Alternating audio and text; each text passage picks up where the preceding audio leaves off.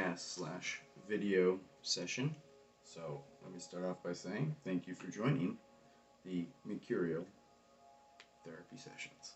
Today, I wanted to jump into this idea of meaningfulness and expediency.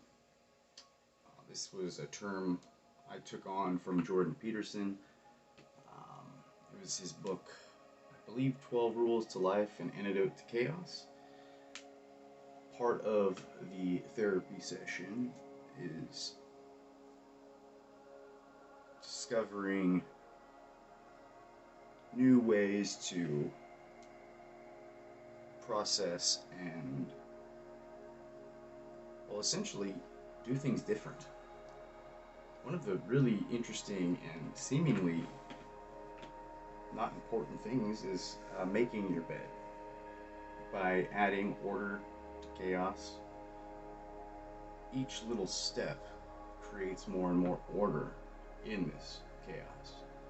And given that the universe is chaos stacked on chaos stacked on chaos, a subtle little change made me go, well, I got a nice looking bed now. Maybe I should organize my closet. And each little step, each little incremental thing creates this almost message to the universe, or energy that drives you to continuously try and improve. So, expediency, what does this even mean?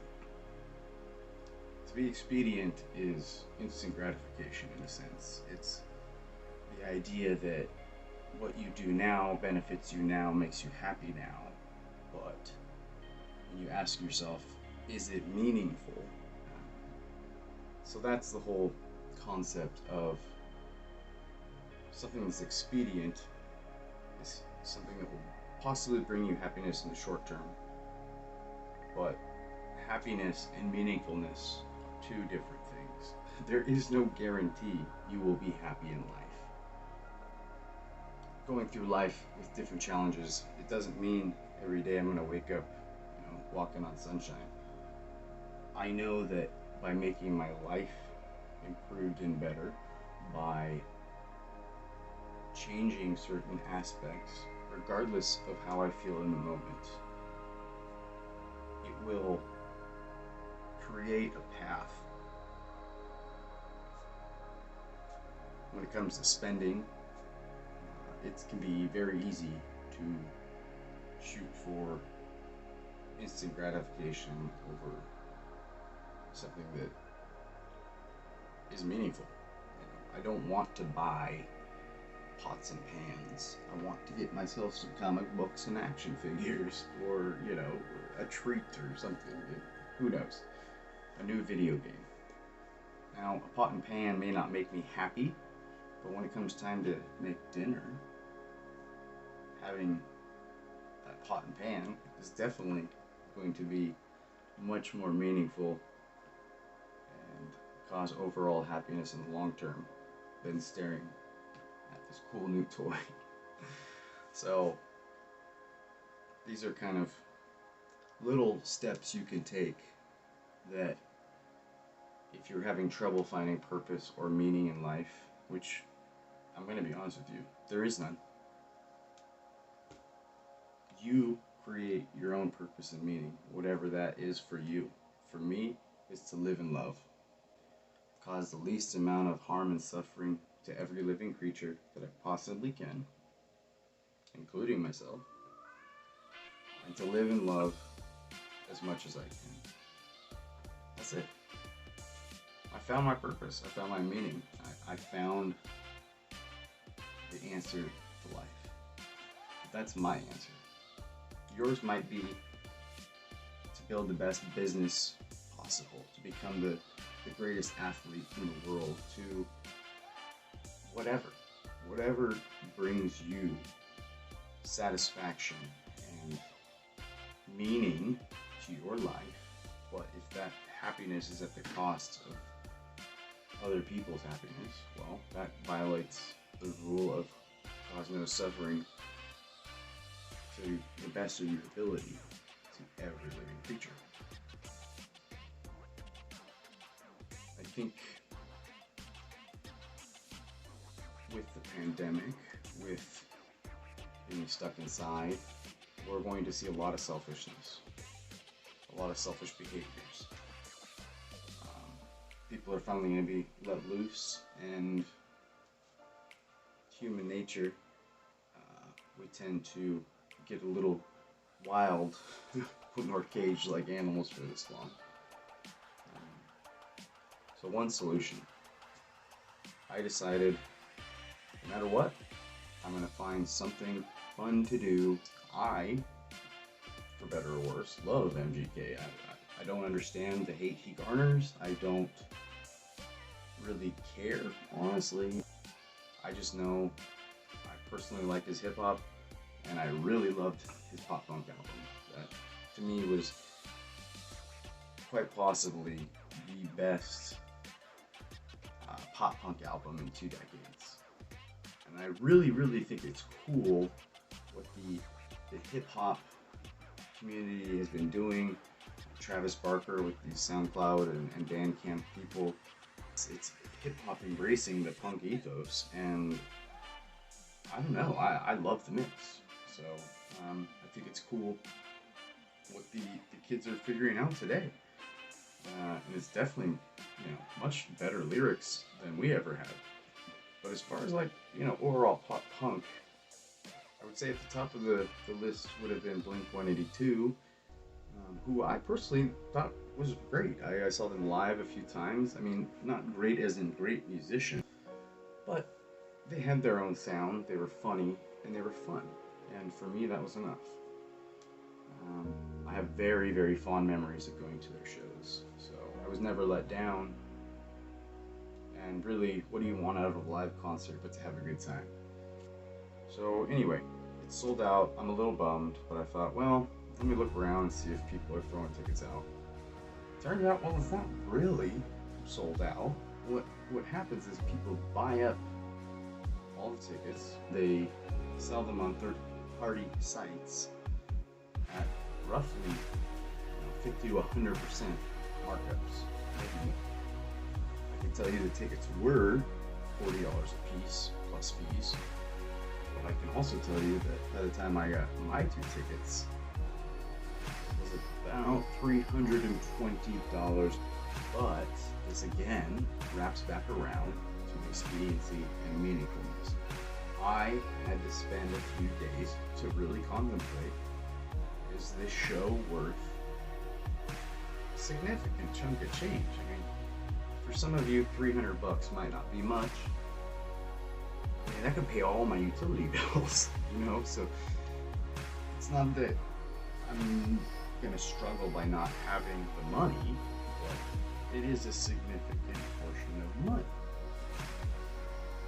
After tossing it over and really thinking about it, discussing it with Mireille, she had a really good point in that we've done nothing for over a year. But, so yeah, when it comes to making these decisions, maybe don't jump in head first. Maybe give it a couple days to mull it over. When you don't go to a concert for over a year, you really start to question, is it worth that kind of money? Like, a good example, theaters have been technically open. After not going to a movie for a year, I don't really have any interest in going back.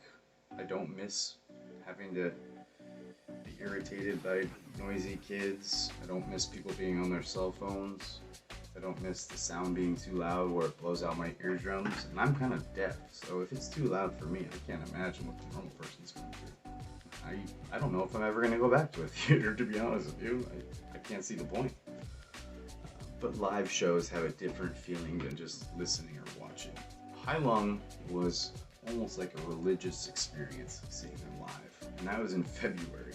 So very, very fortunate we got to go. The show was absolutely sold out. I mean, nationally sold out.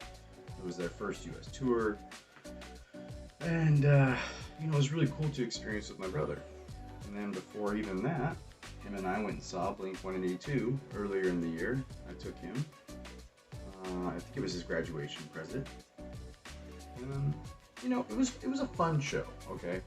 I'm not a fan of the new lineup. I don't like, what's his name, Matt Skiba from Alkaline Trio. I like Alkaline Trio, but I don't like an imitation of Tom. Part of me wishes they had just had MGK join Blink-182 and written new music. Don't just do a greatest hits type show. And I'll probably get some flack for this, but I'm sorry. Their band sucks now. I can't enjoy anything new they've produced. I like stuff they do with other people. I like Mark. Travis is unreal. You know, and him producing and playing drums on MGK's album really brought me back to that feeling I had at 14, 15, 16 of, you know, finding new bands where you would go to an actual record store, pick up your new album, go home, listen to, read the liners, listen to the music. It had that same kind of feel. And I think maybe people don't give them a chance because it's more fun to hate on someone than to admit you like something. I don't believe in guilty pleasures, so I'm just gonna come right out and say it. I'm a huge Miley Cyrus fan. Love her music. Absolutely do. Not every song is the best in the world, and I only started listening after Bangers, but I personally have at least 3 or 4 of her albums on my phone, and I actively listen to them. So I also have, you know, Mayhem, who isn't that good, by the way. They're pretty terrible. But, just as an example, I'll have some, you know, Acid Bath. I'll have a little bit of Miley Cyrus, some MGK, some Dax, some NF. I love it all. So I'm hoping more bands start to tour again, and maybe I'll get better about joining their little, you know, email fan club lists so I can pre-order tickets instead of spending 3 or 4 times the cost to go to a show, because I have a very suspicious feeling that this is going to become the norm for the next year or two, given that no one's really been able to go out and do anything. So be wary. If you really want to see a show, get tickets early, and if you are forced to buy third party, make sure it's a legitimate vendor. I've heard horror stories, which, fingers crossed, I did my research, but there's no guarantees in life. So, I am very excited to see MGK, and you know, I'm glad that Mireille supported me in this, because I don't think she's much of a fan. She likes a couple of his songs, but she's definitely a punk rock purist. So the freedom you get from being who you want to be and enjoying what you want to enjoy far outweighs the I don't know what you call it, embarrassment. I promise you, none of these people are going to matter in a couple of years. So, talking about MGK, I plan on doing a music podcast episode that only Spotify listeners will be able to enjoy. YouTube, of course, would copyright slam that thing and shut her down. Maybe check out some new bands. I do plan on doing, again, a Mercurial Psychonauts, like music playlist podcast, essentially. So, yeah, that's the plan. So, for those of you who are only watching the YouTube channel, please check me out on Spotify. I'm able to access a wider range of tools and music that I can legally use, and so I just highly recommend it. It's free. You know, I got partners like Joe Rogan and Last Pod on the left working with me. technically speaking, we're like co-workers. So if you want to be like a degree of separation from the dudes from Last Pod on the Left or Joe Rogan, you should probably subscribe to my podcast. Just saying, we're all on the same team. Anyway, thank you again. The video is always going to be shorter and cut down compared to the podcast. So for those that are listening, you're going to get an extended version versus those that are watching. Well, go listen to the podcast. Don't be lazy. Come on. I wanted to let you all know I've got a Patreon going. Patreon.com/Mercurial Therapy 666. We have 3 tiers of membership. Again, with the copyright rules and regulations on YouTube, you get claimed even if you're doing fair use or whatever. So I'm going to, for any tier, have access to exclusive episodes, podcasts, videos that otherwise would not be on here. Okay, so twitter.com/MercurialPod, where you'll find updates. So please go and follow that account. It just got made, so there's not much up there. Again, Spotify.com, Mercurial Therapy Sessions. Let's see, where else? Instagram, @Mercury_Psychonautic. And I'm forgetting something. I really appreciate all of you that have continued to offer help, suggestions, and even spent your time watching and or listening. Just keep coming back. There's going to be more material. I've got some pretty cool things lined up. I know I keep saying that, but I really do. I've been working behind the scenes to gather and network with people, and kind of the barrier is the pandemic. Everyone's kind of like, on edge about, do you have your vaccine? Do you not? Some people are against it, some people are for it. So anyway, I will have, at the very least, a video chat coming up soon. I know I said I was going to be interviewing the political activist / artist, graffiti artist, Scan. I'm still doing that. We just had to bump it out. He's a busy man or woman. And so that's coming. I plan on doing a sit down with Mr. Joss Rose. He has a fantastic podcast called Fright Life. Really recommend checking that out. Really, really good. It's all about the paranormal and supernatural. So I'd love to do a sit down. We plan on doing a sit down. Maybe he'll let me jump in on his podcast one of these days, but definitely talk to him about his own podcast, his psychonautic journey. So once again, thank you for joining our Mercurial Therapy Sessions. This psychonaut is checking out. Peace and love.